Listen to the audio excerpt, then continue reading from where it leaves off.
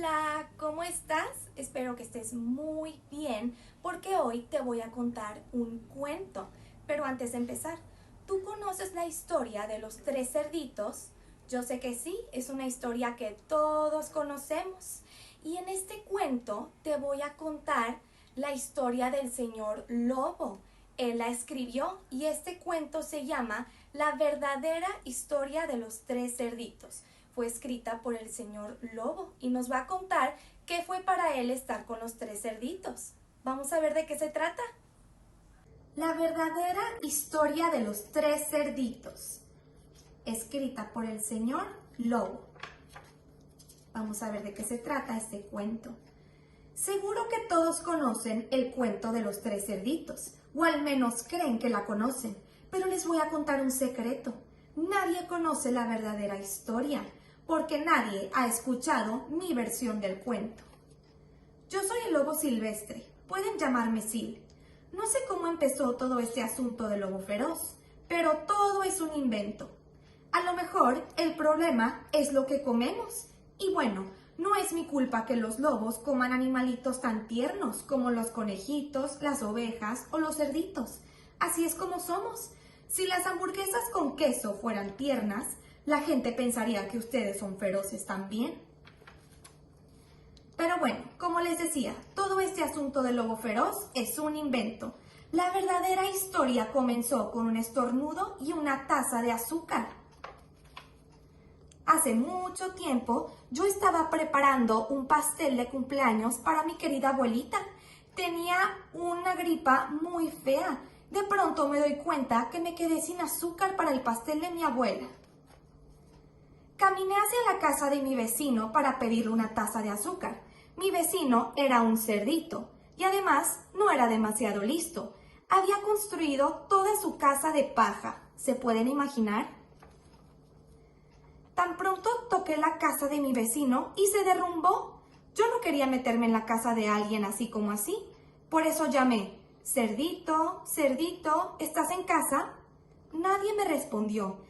Estaba a punto de regresar a mi casa sin la taza de azúcar para el pastel de cumpleaños de mi abuela. Pero entonces me empezó a picar la nariz. ¡Ay! Sentí que iba a estornudar. Soplé y soplé y lancé un tremendo estornudo. ¿Y saben lo que pasó? La dichosa casa de paja se vino para abajo. Me sentí un poco mejor después de mi estornudo, pero todavía me faltaba mi taza de azúcar. Fui a la casa del siguiente vecino. Este vecino era el hermano del primer cerdito. Había construido su casa con palos de madera. Toqué el timbre de la casa de madera. Nadie me contestó. Llamé: señor cerdo, ¿está usted en casa? Me contestó a gritos: vete, lobo, no puedes entrar, me estoy afeitando el hocico. Apenas había puesto mi mano en el picaporte de la puerta cuando sentí que venía otro estornudo. Soplé y resoplé y traté de taparme la boca, pero lancé un tremendo estornudo. Y no lo van a creer, pero la casa de este cerdito también se derrumbó. De manera, me dirigí a la casa del siguiente vecino. Este cerdito era hermano del segundo y del primer cerdito. Este cerdito había construido su casa de ladrillos. Toqué la casa de ladrillos.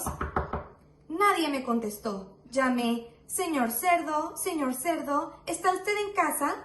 ¿Y saben qué me contestó ese cerdito? Fuera de aquí, lobo, no me molestes más. Vaya falta de modales, pensé. Probablemente tenía un saco lleno de azúcar y ni siquiera quería darme una tacita. Estaba a punto de regresar a casa para hacer la tarjeta de cumpleaños para mi abuela, cuando de repente sentí que venía otro estornudo.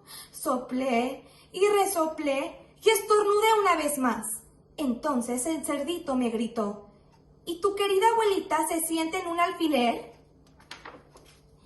Normalmente soy un tipo muy tranquilo, pero cuando alguien habla así de mi querida abuelita, pierdo un poco la cabeza. Por supuesto, cuando llegó la policía, yo estaba tratando de tumbar la puerta del cerdito, y en todo el tiempo seguí soplando y resoplando y estornudando y armando todo un escándalo.